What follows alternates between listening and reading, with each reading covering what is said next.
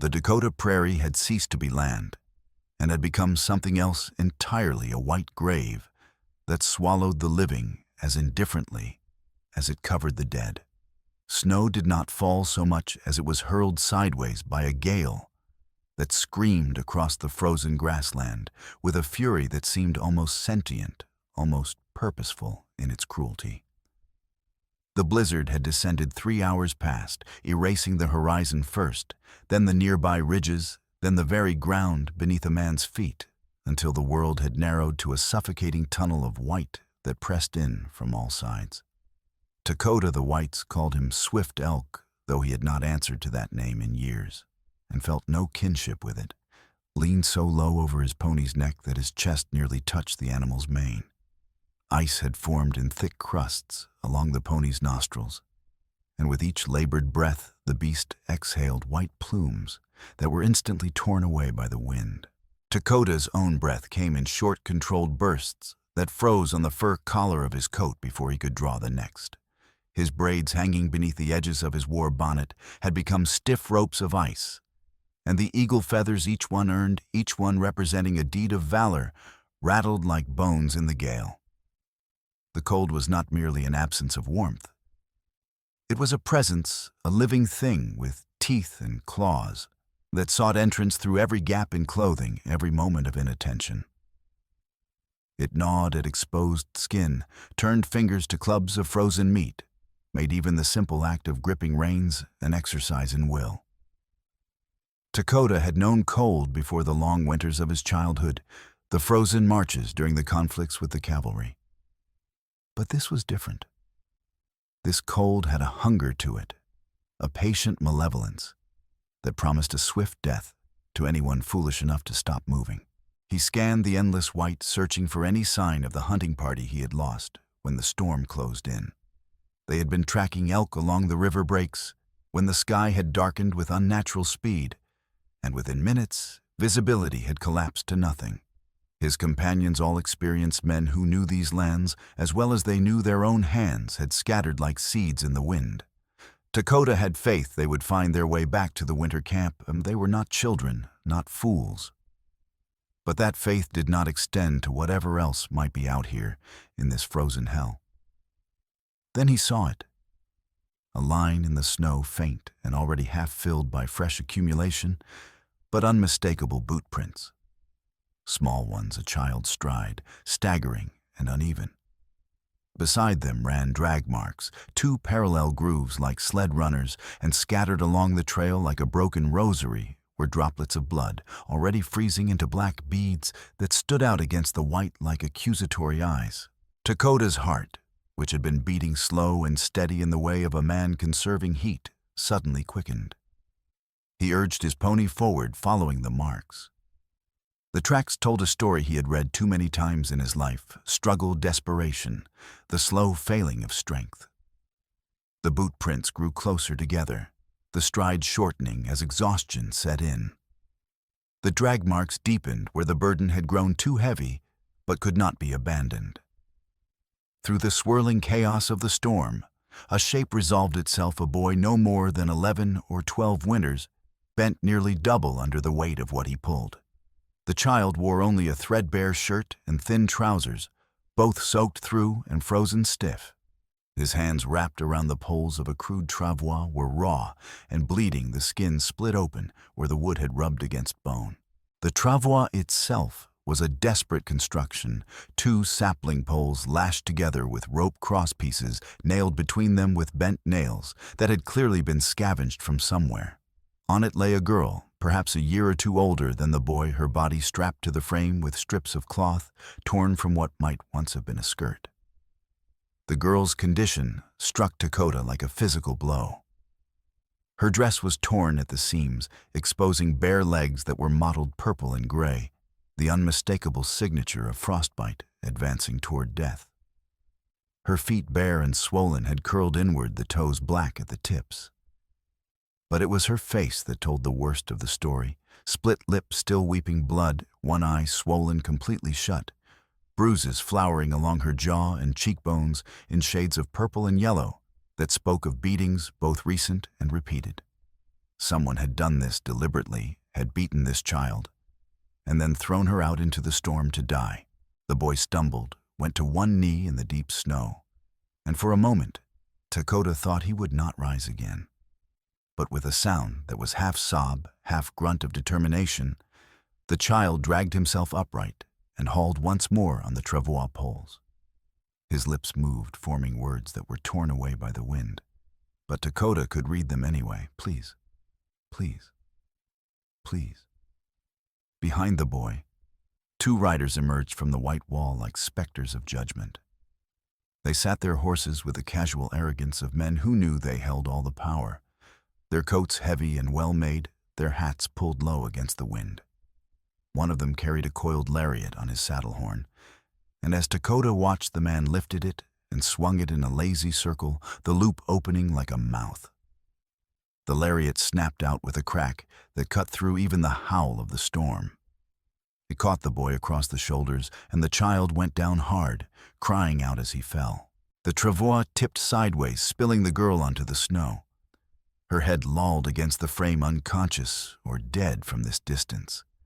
Lakota could not tell which. Please. The boy's voice reached Lakota now, thin and breaking with desperation. She can't walk. Don't leave us out here. Please, mister, please. The second rider reached for the gun at his hip, drawing it with leisurely contempt. He said something to his companion, and both men laughed. The sound was like glass, breaking sharp and cruel, and utterly devoid of humanity. Lakota did not think. Thought would have reminded him that he was one man against two, that he carried only a knife, and his bare hands that, interfering in white men's business, had a way of ending badly for his people. Thought would have counseled caution, strategy, perhaps even retreat to gather help. But Lakota had spent 4 years listening to the voice of thought, and it had brought him nothing but the ashes of his wife and daughter. He drove his heels into his pony's ribs. The animal bred and trained for war responded instantly. It lunged forward through the deep snow hooves, churning breath, coming in great billows of white. Lakota leaned forward, becoming one with the pony's motion, and they cut through the storm like an arrow through fog. The riders did not see him until he was nearly upon them.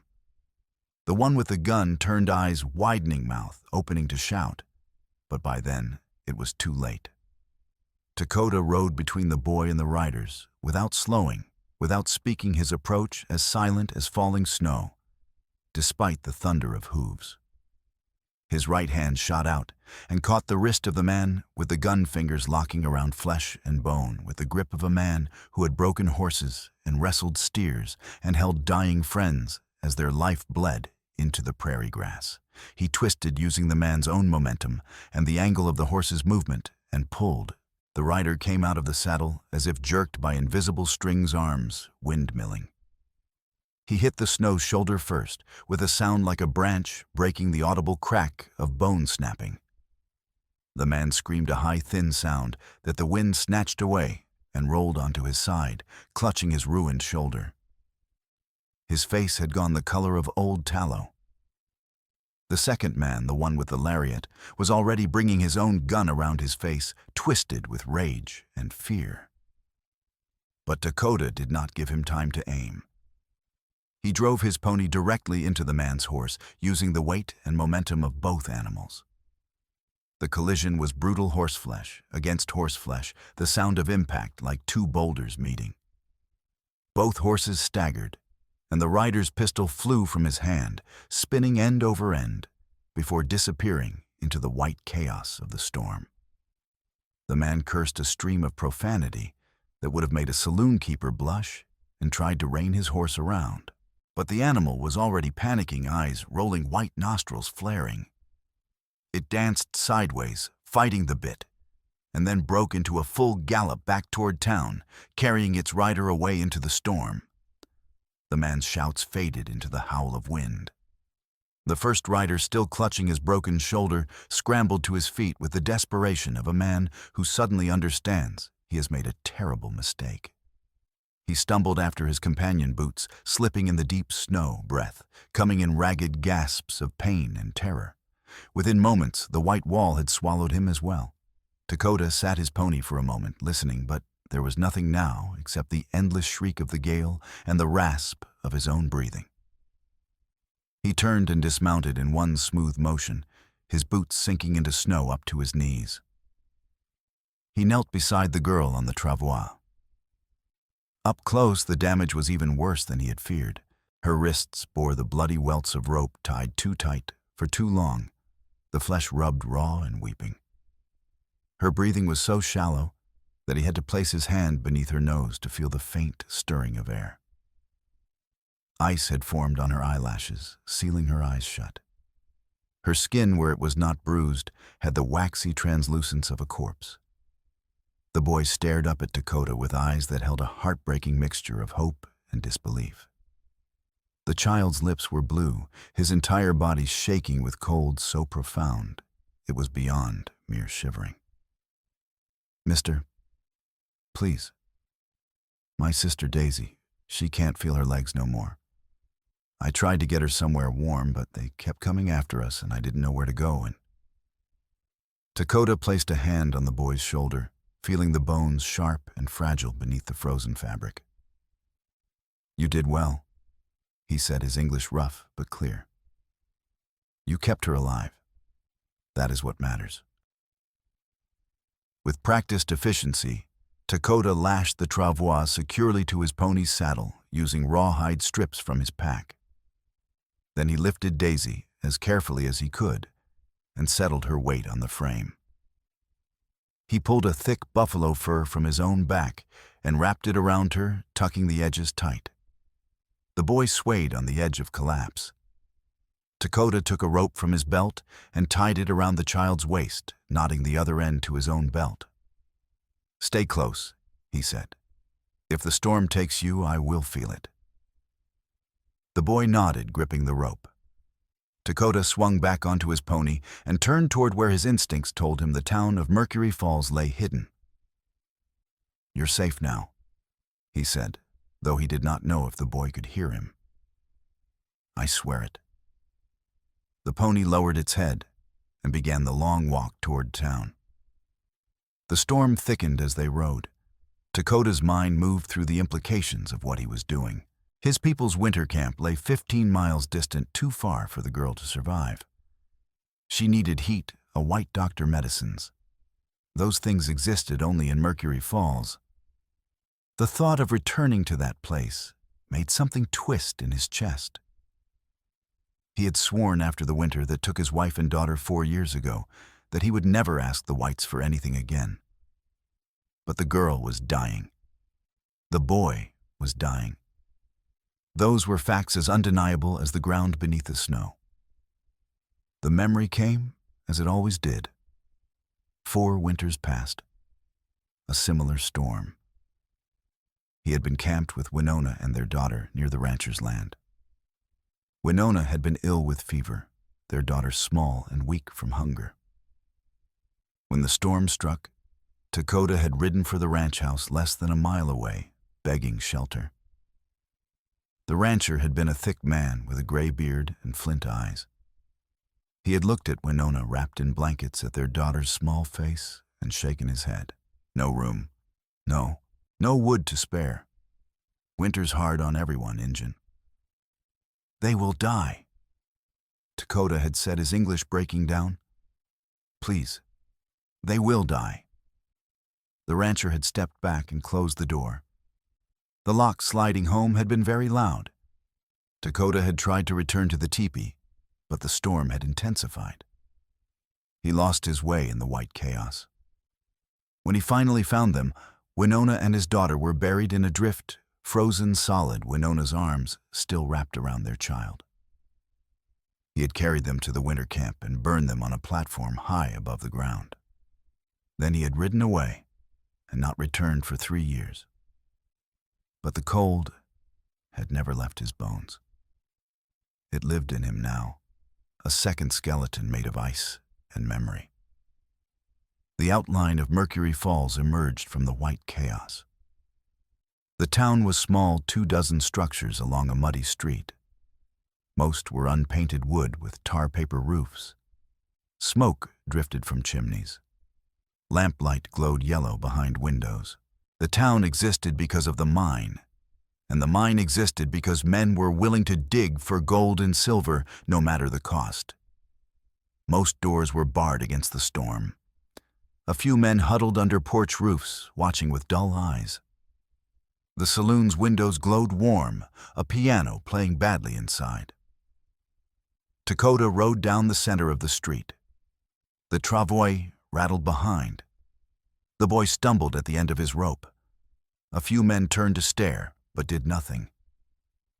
Sheriff Demetrius Hall stepped from his office, hand resting on his revolver. He was lean with a narrow face and eyes that never quite met yours directly. "Turn around," Demetrius called. "You don't bring trouble into my town." The boy Finn stepped forward, small chest heaving. "He ain't trouble your mine men beat my sister and threw us out. She'll die if you don't let the doc help." The sheriff flinched at your mine men, glancing at the watching faces. He hesitated only a moment, but it was enough. Lakota walked past close enough that his stirrup almost brushed the man's coat and continued toward the clinic without looking back. He dismounted and shouldered through the clinic door without knocking. Dr. Hugh Ellison had not always been a man whose hands shook. There had been a time when his hands had been the steadiest in his medical school class, so steady his professors had predicted a brilliant surgical career. Then the war had come. They had made him a surgeon in a field hospital in Virginia. For 2 years, he had amputated limbs by the hundreds, working by lamplight and candlelight, and sometimes just by artillery flashes. He had learned to saw through bone with the same detachment he might cut firewood to ignore the pile of severed limbs growing beside his table to stop seeing the faces of the patients, because seeing their faces made it impossible to keep working. Somewhere in that endless procession of blood and agony, something inside Hugh had broken. He had discovered that a certain amount of opium allowed him to keep working without feeling to cut and sew, without his hands shaking from horror. When the war ended, he found he could not maintain that balance anymore. The dose that had been enough during the war was no longer sufficient. He needed more, and then more still. His hands shook when he did not have it, and were steady only briefly after taking it. His wife had left. His hospital position had been quietly terminated. Hugh had drifted west until he ended up here where the mine owners needed a doctor who would sign death certificates without asking questions. He kept laudanum in the locked drawer behind his examination table. He measured out a dose every few hours when the trembling got bad. And he tried not to think about the fact that he was 43 years old and slowly killing himself. Now blinking at the Lakota warrior standing in his clinic's snow melting off his coat, Hugh experienced something he had not felt in a very long time. Shame. Because behind the warrior was a child on a travois clearly dying, and his first thought had been to reach for the drawer to take just enough to steady his hands. He stood abruptly, leaving the whiskey glass on his desk, leaving the brown bottle beside it, and moved toward the examination table. "Put her here," Hugh said, his voice clipped and professional. "Quickly." Lakota lifted the girl and laid her on the table with practiced care. Hugh grabbed scissors and began cutting away the wet, frozen clothing. His hands trembled but remained functional. As the clothing fell away, Hugh's breath hissed. Frostbite had advanced to where several toes were certainly lost. The bruises were extensive and of varying ages. Someone had been beating this child for weeks. 2 ribs were broken. Concussion was likely, and her core temperature was dangerously low. "How long has she been in the cold?" Hugh asked, moving to heat water. "I do not know," Lakota said. "Perhaps an hour, perhaps more." "Did she walk?" "No. The boy pulled her." Hugh glanced at the boy, Finn Dumont, he recognized now, swaying on his feet. "Sit by the stove. Do not move." He turned back to daisy hands, moving with automatic precision despite the trembling. rubbing her limbs gently to restore circulation, wrapping her feet in warm, not hot flannel, binding her ribs with linen strips, checking her pupils, which were sluggish but reactive. The trembling grew worse. Hugh paused, sweat breaking out on his forehead. He could feel the craving like physical pain, a gnawing emptiness that demanded to be filled. Just a small dose. Just enough to steady his hands. His eyes drifted toward the locked drawer. Then he looked back at the girl, at Daisy Dumont, who was perhaps 12 years old, who had been beaten and frozen and left to die, who was fighting for every shallow breath. Hugh thought of all the men he had cut into during the war. Boys, most of them younger than Daisy. He had tried to save them, but so many had died anyway.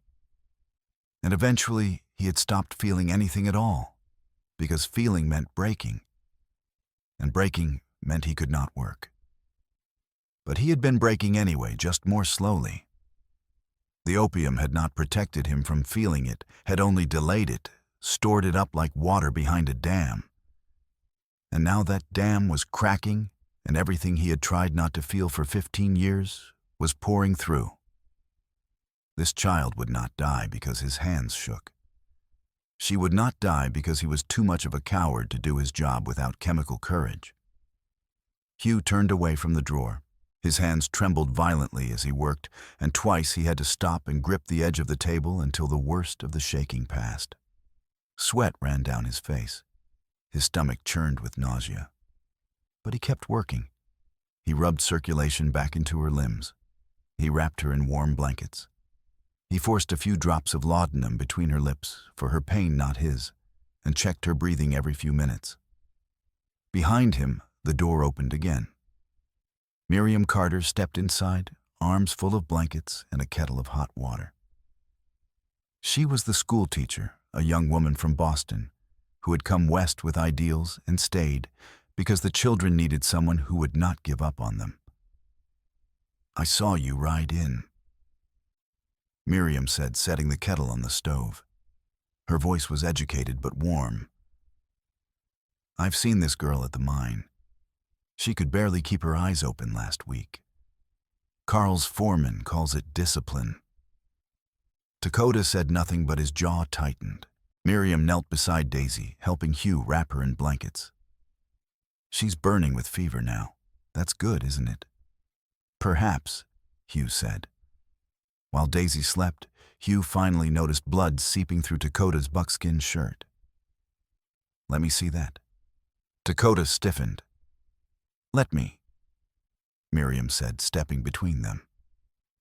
She cut away the torn fabric with steady hands. The wound was shallow, but needed cleaning. Miriam poured carbolic into warm water and pressed the cloth to his ribs. Dakota flinched, and she braced her palm against his sternum, holding him steady while Hugh wrapped the bandage. They were close enough to feel each other's breath. The moment stretched, clinical, yet intimate. Hugh tied off the bandage. "That'll hold." Before anyone could speak, the door rattled under heavy blows. The wind shoved it open, and Carl Rademacher pushed inside, his foreman Jebediah behind him. Carl's eyes swept the room. "That girl belongs to me," he said, voice smooth and cold. "She's under contract to the Mercury Falls Mining Company. She and the boys stole from my office and attacked my men. I'll be taking them back." Dakota's hand moved toward his knife. Miriam stood between Carl and the bed. Hugh reached for a scalpel. "No one is moving her," Hugh said. "She goes out in that storm, she loses her feet if she survives at all." Carl's eyes narrowed. "You got mighty brave since you came begging me for opium, Doc. Remember who keeps you supplied." Hugh's face went white. Miriam stared at him in shock. Jebediah stepped toward Finn, thick fingers closing on the boy's collar. Dakota moved. He crossed the room in 2 strides, gripped Jeb's wrist, and slammed him against the doorframe. The wood cracked. The door flew open, wind and snow roaring in. Sheriff Demetrius appeared, hand on his gun. For a second, it looked like blood would spill. Enough! Miriam shoved a cabinet against the door with her shoulder. Hugh threw his weight beside her, and together they forced Carl and Jeb into the street. You're finished in this town. Carl snarled through the wood. All of you, mark my words. The door slammed. Miriam threw the bolt. Everyone stood breathing hard, the only sound the stove's crackle and Daisy's shallow breathing. Dakota looked at the door, then at the children. He understood this was only a reprieve. Carl would return. I will see why he fears these children, Dakota said. He wrapped his coat tight and slipped out the back door. The Mercury Falls mine clawed into a rocky hillside 2 miles north of town. Even in the blizzard, the company pushed men and boys to work. Ouray still had to move. Dakota approached along the canyon rim, moving low and quiet. Below, he could see the mine yard lit by swinging lanterns. Men moved in and out of the tunnel like ants, hauling carts of broken rock. Among them were children, thin boys, in ragged coats, faces gray with exhaustion, dragging sleds of ore across icy ground. One boy slipped and nearly slid under a cart's wheels. A foreman's whip cracked inches from his face. The boy scrambled up and hauled again, shoulders hunched. Dakota's hands tightened on the rock. He had seen cruelty before, but this was calculated, a system built to grind children into dust for profit. A blast charge detonated underground. The hillside trembled. A slab of rock, loosened by the explosion, tumbled from the ridge toward a man hauling timber. Dakota did not think. He lunged down the slope, grabbed the man by his coat, and dragged him backward. They rolled as the rock crashed past, shattering against the shaft entrance. Splinters flew. Men shouted. The man, Francis, a grizzled immigrant, lay gasping, staring at Dakota. Doggone, you just saved my hide. Dakota nodded, then gestured toward the children. Who saves theirs? Francis pushed himself up, following Dakota's gaze. His mouth tightened. No one. Carl calls it debt labor. Says their folks owed him when they died, so the kids work it off. Hell, half those folks never owed him nothing. He just writes it in the books. Where are the books? Francis hesitated, then jerked his head toward a shack. In there, locked tight. But I got something you might want. He led Dakota to a storage shed, glancing over his shoulder. Inside, Francis pulled a folded ledger page from his coat. Your girl's pa, Baptiste Dumont, brought this to the dock weeks back. Said Carl was cooking the books, taking dead men's claims, keeping their kids as labor. Man was writing to the circuit judge. Shaft accident swallowed him the same day. Dakota unfolded the page. Names, dates, wages. Many lines ended with accident north shaft or unknown native. Beside Baptiste Dumont's name, dependent minors retained to work debt. Dakota folded it carefully and slipped it inside his coat. I will take this to the judge. Francis nodded. You need a man to swear what he's seen you come find me. Dakota gripped his shoulder, then slipped into the storm. He moved through the yard like a shadow until he reached the office shack. The door was locked, but the window latch was loose. He worked it open with his knife and climbed inside. The room smelled of tobacco and damp paper. Dakota rifled through ledgers on the desk. More names, more accidents, more debts. A separate ledger listed children by name with notes, strong back, good for hauling. Prone to complaint, needs discipline. He took 2 pages and slipped them into his coat. Then he climbed out and disappeared. Back in town, Miriam kept Finn by the stove, teaching him to sound out words. If you can read contracts, she said firmly, folk can't cheat you as easily. Finn's hands shook, holding the pencil, but he clung to each word. Contract. What's that mean? It's a promise written down. Both sides have to keep it, or it's not worth the paper. Carl said our pa signed a contract. Said we had to work till the debt was paid. Miriam's jaw tightened. Did your father ever show you that paper? Finn shook his head. Carl said it burned. Then there's no proof it ever existed. Remember that. 3 days later, a stagecoach arrived. Off stepped Quentin Murphy, a former Army scout turned bounty hunter, tall, lean, weathered with rifles and revolvers. Carl met him in the saloon, sliding an envelope of cash across the table. I want that Lakota dealt with. Make it look like justice. Quentin listened, eyes hooded. When Carl mentioned the children as runaway company property, his jaw tightened. He had seen orphans used as labor during the war. He had not liked it then. He pocketed the money, but promised nothing. I'll look into it.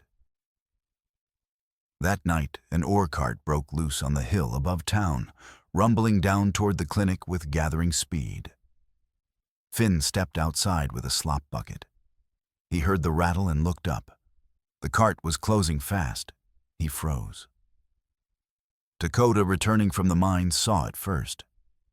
He sprinted through the snow, grabbed Finn's coat, and dived with the boy into a drift as the cart smashed the hitching rail, sending splinters and iron shards flying. Dakota landed hard on his bruised ribs, pain exploding along his side. Finn lay beneath him, panting. They're trying to kill us, he whispered. Dakota looked up at the hill, seeing boot prints in the snow. Yes, they are. 4 days after the storm passed, the sun broke through, bathing the town in pale light.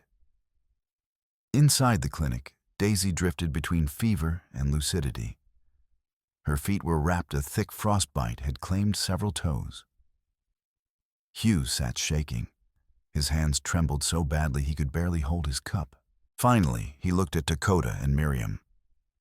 Baptiste brought me pages from those ledgers months ago. Said Carl was stealing claims, killing men in accidents, keeping their children as labor. I tore out the worst sheets for him, told him to ride to the circuit judge. The north shaft fell on him the same day. Miriam's jaw tightened. You think Carl ordered it? I'd stake my license on it. Hugh's voice dropped. Carl mentioned once that he'd sent a telegram about 2 Indians found frozen near his north fence. Said it like he was proud. Dakota went very still. When, 4 winters ago, February, Dakota's hands clenched.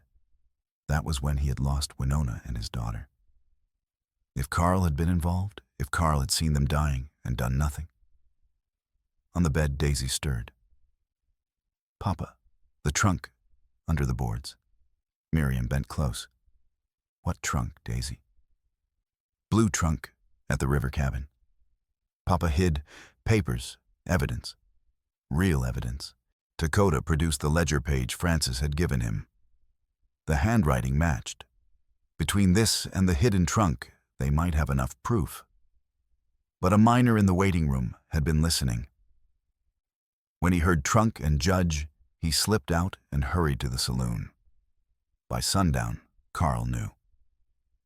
That night, Dakota, Miriam, Hugh, and Quentin Murphy spread a map across the table.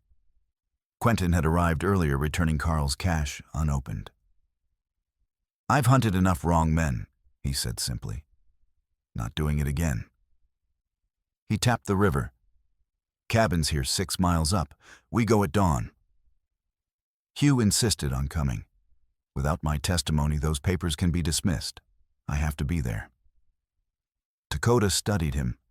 Hugh's lungs were weak, his shoulders stiff from war wounds. But his eyes were steady now.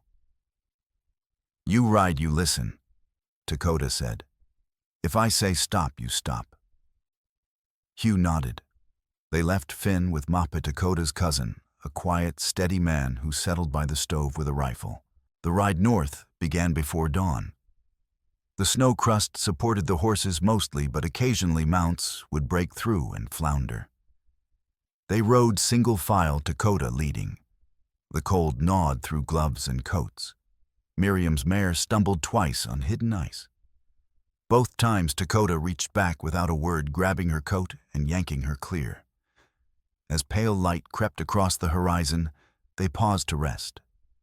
Huddled against rocks, Miriam passed around water and dried meat. "Why do you do this?" Miriam asked quietly. "Risk yourself for children you don't know." Dakota was silent, staring at the white prairie. Finally, 4 winters passed. My wife and daughter needed shelter. White man closed his gate. Morning came. They were gone. Winter does not ask who deserves mercy. Neither do I. Miriam's eyes softened. "I'm sorry. You carry your own losses. I see it in how you teach." Miriam looked down. "My younger brother. He worked in a textile mill when he was 10. The machinery. It didn't care. I couldn't save him. Maybe I can save others." They sat in shared silence, grief binding them stronger than words. They found Baptiste's cabin half buried. The door had been kicked in. Inside, the blue trunk lay smashed open, contents scattered. The stove held charred paper still warm. "Damn," Quentin muttered, sifting ash. "They beat us here." Miriam crawled under the bed, searching between floorboards. She found a loose board and pried it up. Dakota reached in and pulled out a tin claim tag, stamped B. Dumont, and a singed ledger sheet. The entries listed accidents, false debts, retained minors, matching the other pages. "Not all of it," Dakota said, "but enough to show a judge someone was hiding something." On the way back, they skirted a narrow canyon where wind had piled snow into deep drifts. Above them, a cornice of wind-packed snow jutted over the path. Mape, riding ahead, saw it first. He shouted just as the cornice cracked with a sound like a rifle shot. The sound was not a roar. That was what surprised Dakota most, even in the instant before the world turned white. He had expected thunder, expected the earth-shaking rumble of mountain falling. Instead, there was only a sharp crack like lake ice breaking in spring, and then a hiss soft and sinister like 1,000 serpents breathing at once. The snow came down the canyon wall in a wave that seemed to move in slow motion, though Dakota's mind knew it was traveling with terrible speed. It rolled rather than fell, a white avalanche that devoured everything in its path, rocks, scrub, pine, air itself. "Ride." Mape's voice cut through the hiss, but the command was unnecessary. Dakota had already driven his heels into his pony's ribs, simultaneously seizing Miriam's reins and dragging her horse alongside his.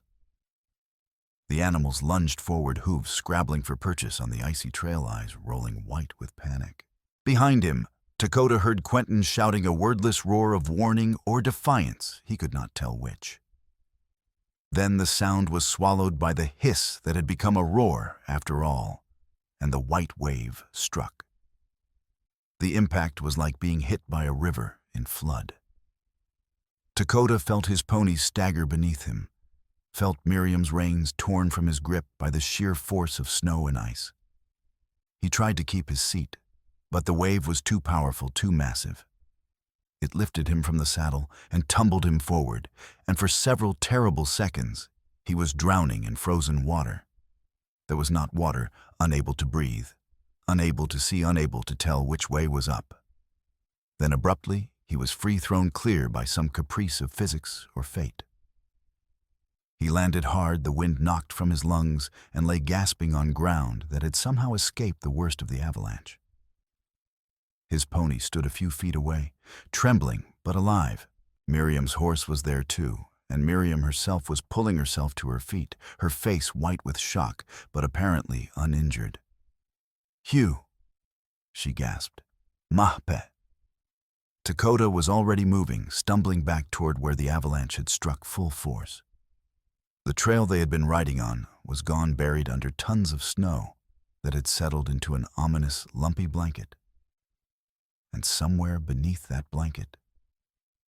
"Here," Quentin's voice came from off to the left. The bounty hunter had been thrown clear as well, and was already digging with his bare hands at a spot where the snow seemed disturbed. I saw where they went down. Lakota reached him in seconds, dropping to his knees and digging alongside him. The snow was not powder anymore. The force of the avalanche and the pressure of its own weight had compacted it into something like wet concrete, heavy and resistant. Lakota's fingers, still numb from the morning's cold, quickly went from numb to painful to bleeding as he clawed at the mass. Miriam joined them, then her horse pawing at the snow with its hooves. Minutes passed, how many Lakota could not have said. Time had become meaningless, compressed into the desperate cycle of dig, scoop, throw, dig again. Then his hand struck something that was not snow. Fabric. He redoubled his efforts, and a moment later Hugh's face emerged from the white, blue-lipped eyes closed, but the chest moving. Alive. They hauled him out with frantic haste. Blood ran from a gash on his forehead where a rock had struck him, but he was breathing, coughing, trying to speak. Miriam tore a strip from her underskirt and pressed it to the wound, while Lakota and Quentin turned immediately back to the snow. Mape. Lakota called, knowing it was futile. If his cousin was buried, he could not hear, could not answer. But he called anyway, because to not call would be to admit what he already feared. They found him 6 feet from where they had found Hugh, buried to his chest. His upper body was free, which was why he was still alive, still conscious. But his lower body was trapped beneath a slab of compacted snow that had to weigh hundreds of pounds. "Brother," Mape said as Lakota knelt beside him. His voice was calm, almost serene. I felt it give way, felt the weight come down. "We will dig you out," Lakota said, already attacking the snow around Mape's torso. "We will?" "No," Mape said. He reached out and gripped Lakota's wrist, stopping him. "Look." Lakota looked and understood. Where the snow had been cleared away, he could see Mape's legs, or rather, the unnatural angles at which they bent. Both femurs broken, probably in multiple places. One leg bent backward at the knee in a way that should have been impossible, and beneath it all, a spreading darkness in the white that could only be blood. "Internal bleeding," Hugh said quietly from where he sat, supported by Miriam.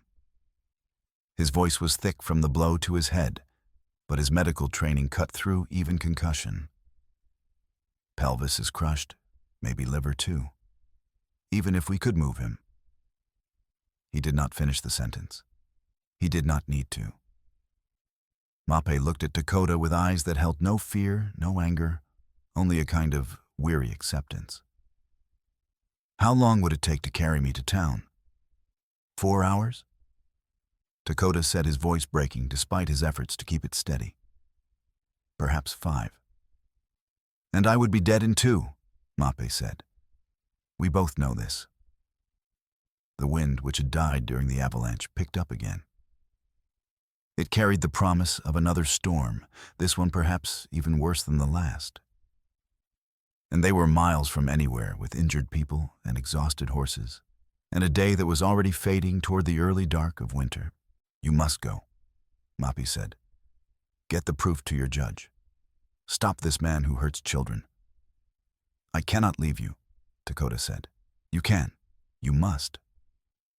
Mape's grip on his wrist tightened. "My time is finished.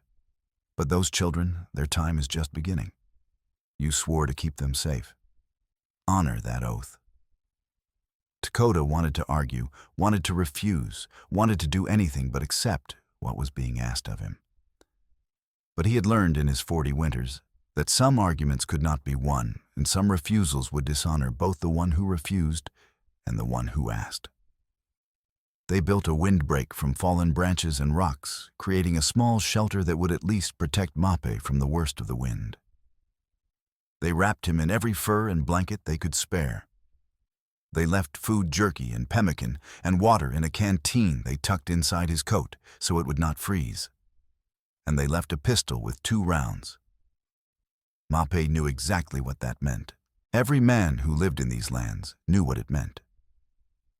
The first round was for if the pain became too much to bear. The second was for if the wolves came before the cold had finished its work. "Go," Mapi said when they had finished their preparations. His voice was already weaker the cold than the blood loss doing their work. "Do not waste my sacrifice with hesitation." Lakota knelt beside his cousin one last time. He wanted to say something profound, something that would encompass all the years they had known each other, all the hunts and battles and long winter nights by the fire. But words seemed inadequate, seemed almost insulting in their insufficiency. Instead, he simply clasped Mape's hand, warrior to warrior, brother to brother. Mape smiled a small, tired smile that somehow held more warmth than a roaring fire. "We will meet again," he said, "in the place where there is no winter." Then he released Lakota's hand and closed his eyes, settling back against the windbreak, as if merely resting before continuing the journey. Lakota stood, turned, mounted his pony, and rode away without looking back, because looking back would make him stop, and stopping would make Mape's sacrifice meaningless. Behind him, Miriam rode in silence, tears freezing on her cheeks. Hugh slumped in his saddle, one hand pressed to his wounded head. Quentin led them all, jaw-set eyes scanning for the next danger. The wind rose to a howl, and fresh snow began to fall, covering their tracks, covering the windbreak, covering everything in that patient, inexorable way winter had. By morning, there would be no evidence that anyone had passed through this canyon at all. But Lakota would remember. He would carry this as he carried all his dead, a weight that did not grow lighter, but which he had learned slowly and painfully to bear. By the time they reached Mercury Falls 1 week after the avalanche, the sun was setting. The town was in chaos, bells clanging, crowd churning in the slush-filled street. Carl Rademacher stood on the boarding house steps with Sheriff Demetrius. Carl's voice carried over the noise. "That Indian murdered a man north of town. He stole company papers and kidnapped children. We'll have justice tonight." Demetrius, holding a warrant Carl had provided, found Lakota in the crowd. "Lakota, I'm placing you under arrest for murder and theft." Lakota looked at the faces around him, men who believed what they were told because questioning was harder. He glanced at Miriam, at Hugh, blood-streaked and swaying. Then he offered his wrists. "I will go." Jail was a cage, but it might buy time. Finn and Daisy were seized from the clinic under protective custody and locked in the freight office under guard. The storm returned as a curtain for coming violence. In the small jail, Lakota sat with wrists tied, listening to men gathering outside. Through the bars, Quentin appeared moving like a drunk. He slipped a file through the gap. "You got one chance, Swift Elk." Lakota worked the file until the ropes parted. Across town, Carl led a mob toward the clinic. Torches flickered. 15 men with rifles clubs chains. Carl wanted the ledger page and Hugh's silence. Rocks smashed the clinic windows. Miriam and Hugh shoved furniture against the door. Finn, locked across the street, pressed his face to the barred window. "Hand over the papers and the doctor," Carl shouted. A gunshot punched through the wall. Hugh flinched as a splinter gouged his arm. Miriam grabbed a rifle and fired back through the window. In the jail, Lakota worked a loose board until it cracked. He squeezed through the gap, slipped into an alley, and vanished. He reached the clinic's back door and tapped 3 short, 2 long, a Lakota signal Miriam recognized. She cracked the door. For a moment they simply looked at each other. She smoke-smeared and wild-haired, he ice-crusted and bleeding. Then she pressed the oilskin packet into his hand. "The children are in the freight office, 2nd floor, 2 guards. Keep them busy." Lakota dropped into the root cellar, into a drainage ditch that ran under the street. Miriam flung the front door open and shouted at Carl that Hugh was tending a dying patient. Quentin staggered into the mob, pretending to be drunk, shoving men around, drawing attention. Lakota emerged behind the freight office and climbed the stairs. He burst through the door. The first guard barely drew before Lakota slammed him into the wall, choking him unconscious. The second lunged with a knife. They grappled, slipping on tracked snow, until Lakota drove the man's head into the doorframe. He dropped dazed. "We're going," Lakota said, cutting the children's bonds. He roped Finn to his belt. "Hold your sister." They slipped out, rendezvoused with Miriam, Hugh, and Quentin, and ran for the river as torches turned toward them. Shouts rose. Gunshots cracked 1, 2, 3 in rapid succession. A bullet whined off rock near Lakota's head. They reached the riverbank and started across the ice. The river was a wide sheet of frozen water covered in thin snow. Wind howled down the channel, driving flakes sideways. The group spread out, testing the ice before stepping forward. Halfway across, the ice groaned a deep, ominous sound that vibrated through boot soles like the earth warning them. A crack raced under Daisy's feet with a sound like a tree splitting, sharp and explosive. She plunged one leg through into black water, screaming. Finn grabbed her, but ice was breaking around him too, fracturing in spiderweb patterns. Lakota threw himself flat, weight spread, heart hammering. The frozen surface bit through his palms like teeth. He inched forward, every movement deliberate. He caught Daisy under the arms, while Miriam braced her shoulders. Together, grunting with effort, they hauled her out and rolled her away from the fissure. Water froze instantly on her skirt. On the bank behind them, Carl and 3 riders appeared, torches spitting sparks. Carl urged his horse onto the ice, revolver gleaming. "Give me the papers and the brats, or I swear I'll put a bullet in every one of you." Quentin, prone behind a snow hummock, answered with a shot that took one rider in the shoulder, spinning him from the saddle. The man hit the ice and rolled howling. Carl fired back, crack, crack, crack, 3 shots in quick succession. One grazed Lakota's arm, burning a line of pain. Another whined past Miriam's head. Lakota's mind raced through options in an instant. He could try to outdraw Carl, but that would leave the children exposed. He could charge, but the ice would not hold running weight. The decision crystallized: protect first, fight second. He sidestepped, using ice ridges for cover, edging the group slowly toward the far bank. Every step was calculated, every movement designed to keep his body between the children and the guns. His breath came in rapid bursts, white vapor hanging in frigid air. Finn, shivering violently, watched Carl's horse's hooves strike near the spiderweb cracks spreading from where Daisy had broken through. Remembering stampede stories Lakota had told by Lakota, Fire's Finn snapped the rope he held, yelling and waving. The sound spooked Carl's nervous horse. It sidestepped hard hoof, punching into a weak patch. The ice splintered with a sound like shattering glass. The animal lurched. Carl fought for control. As he did, Lakota fired once, aiming low. The bullet tore through Carl's thigh. He hit the ice hard, the impact jarring his revolver loose. It skittered away, spinning end over end. Carl slid toward the hole he and his horse had made, clawing at edges. His fingers scraped desperately, but ice kept breaking under his weight, crumbling like rotten wood. For a heartbeat, Lakota could have risked rescue. But another shot whined past, and Daisy was sobbing, and Finn was barely standing. The choice was instant, absolute: the living over the dying, the innocent over the guilty. Protecting the children came first. It had to. The ice around Carl broke completely. He plunged into freezing water with a strangled yell. His hands broke the surface once, fingers scrabbling, eyes wide with terror. Then current pulled him under the solid ice downstream. The water was black and fast.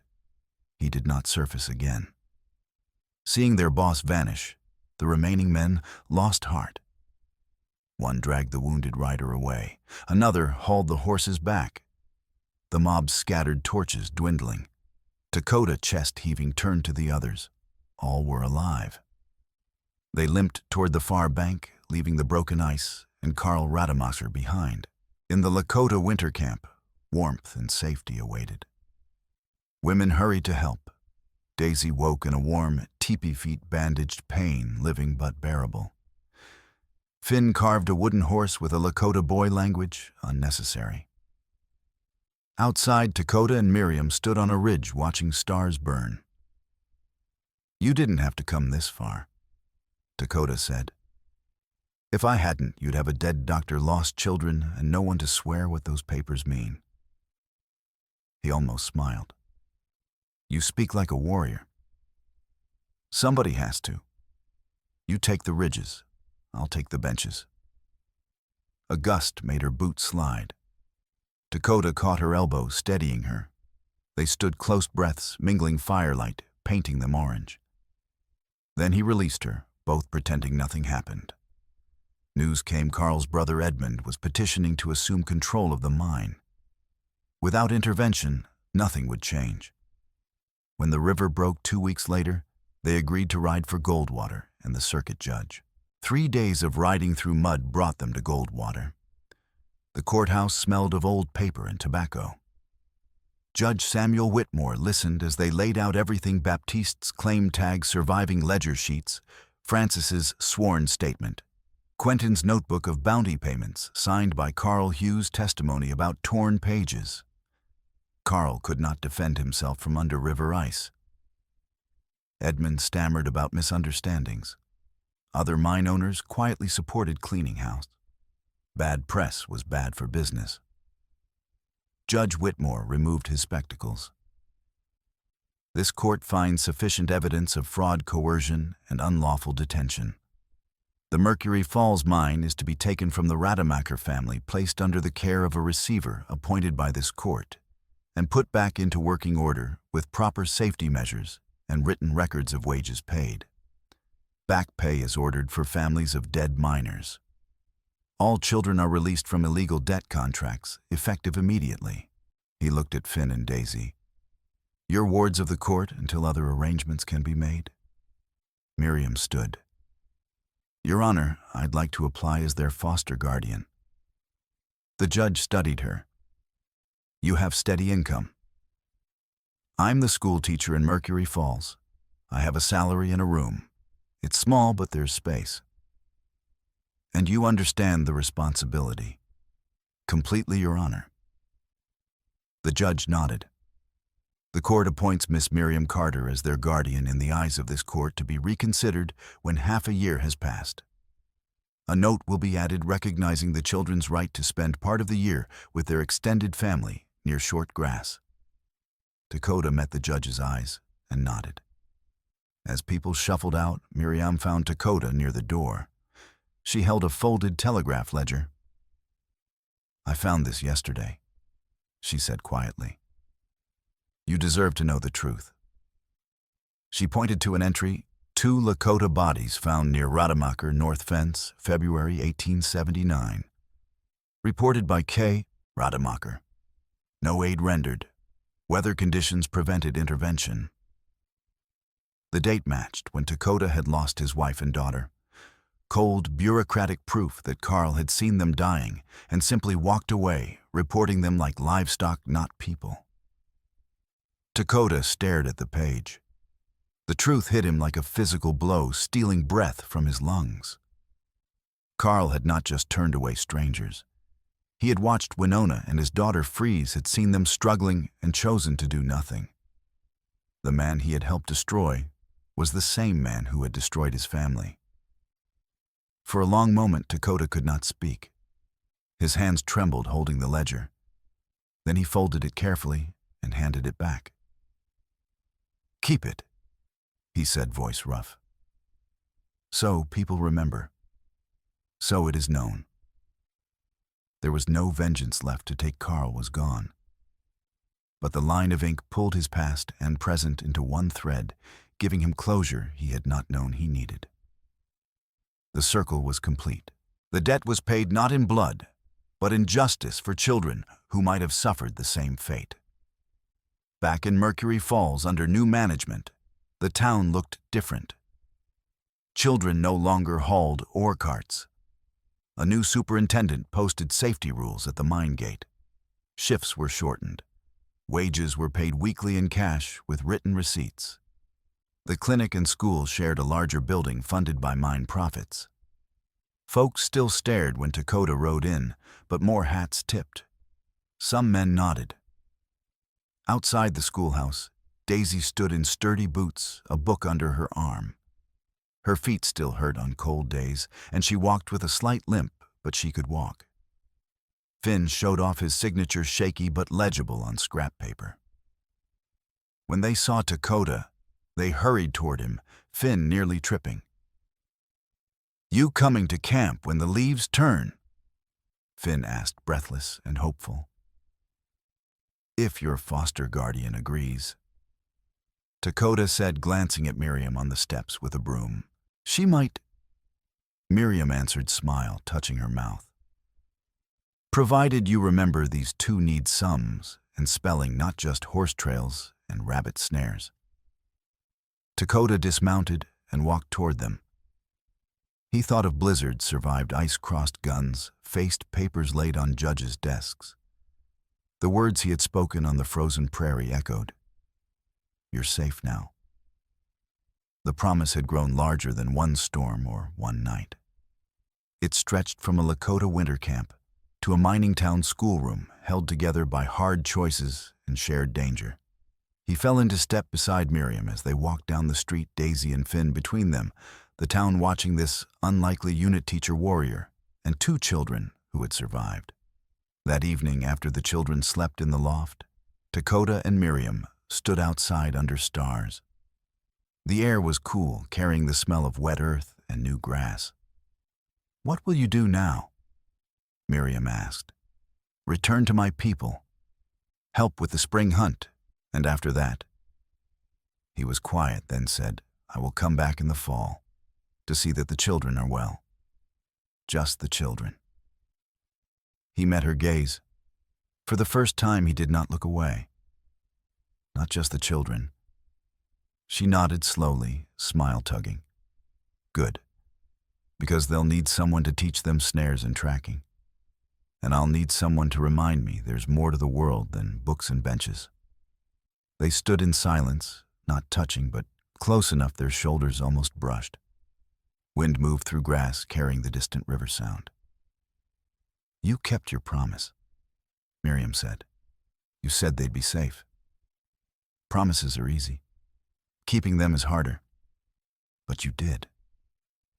He thought of Mape dying in snow, of Carl pulled under ice, of his wife and daughter frozen in a drift, of the telegraph entry, the final truth that had let him understand the full scope of what Carl had done and what stopping him had meant. "We did," he corrected. "All of us." Miriam reached out and took his hand, fingers small and warm in his. He did not pull away. Inside, Finn pressed his face to the window. Daisy limped over, leaning on her brother.